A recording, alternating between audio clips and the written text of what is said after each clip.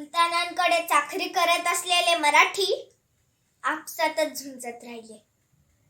त्यांचे कारकून मराठी, त्यांचे लढवय्ये मराठी, त्यांचे तिरंदाज, वरकंदाज, भालाई ढालाई, एक जात सारे मराठीच. युद्ध कोणाचेही असो, जय पराजय कोणाचाही होवो, पण युद्धात दोन्ही बाजूने रक्त सांडणार ते मराठी आणि जीव गमावणार तेही मराठीच. आणि बदल्यात काय मिळणार? तर बादशाहची वाहवा, तोफा.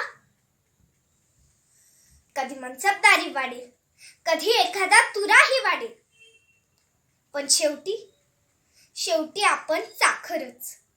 आपण गुलामगिरीतच राहणार. कधी आदिलशहाची, कधी निजामशाहीची, कधी आणखीन कोणाची. कुठवर चालणार हे? अन्यायाला वाचा फोडली तर ती सुद्धा आपल्या सुभ्याच्या सीमेतच. त्या वाटा कदाचित मोकळ्या होतीलही, पण बाहेरच्यांचं काय?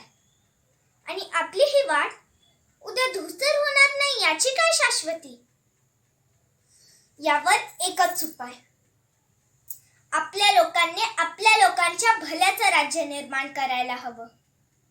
जिथं आपल्या पोराबाळांच्या ओठांवर हसू असेल, गाई गुरांना मनसोक्त चरायला मिळेल असं राज्य. जिथं आपल्या आया बहिणींच्या डोक्यावरून पदर उतारणार नाही असं राज्य.